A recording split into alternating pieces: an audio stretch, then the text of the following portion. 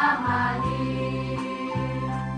Kung ako ay may kapighatian, ito'y agad niyang pinakasan. Awit 47:5-9.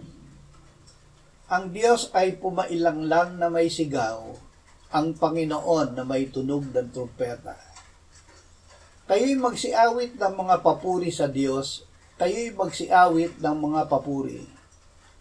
Kayo'y magsiawit ng mga papuri sa ating hari, kayo'y magsiawit ng mga papuri.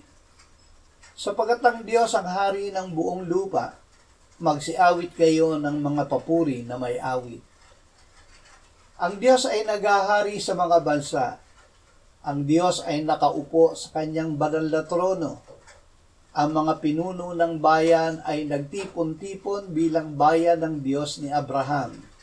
Sapagkat ang mga kalasag ng lupa ay sa Diyos, siya ay napakadakila.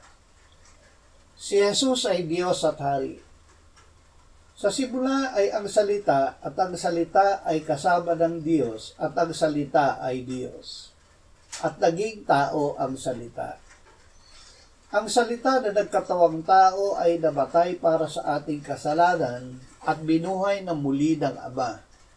Siya ay iniakyat at iniluklok ng Ama sa kanyang kanan sa langit.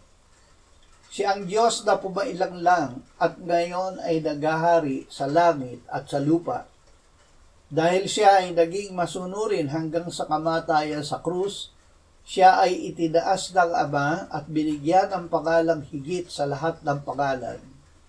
Sa pangalan niya, ang bawat tuhod ay luluhod at ipapahayag ng bawat dila na si Jesucristo ay Panginoon sa ikaluluwalhati ng Diyos Ama.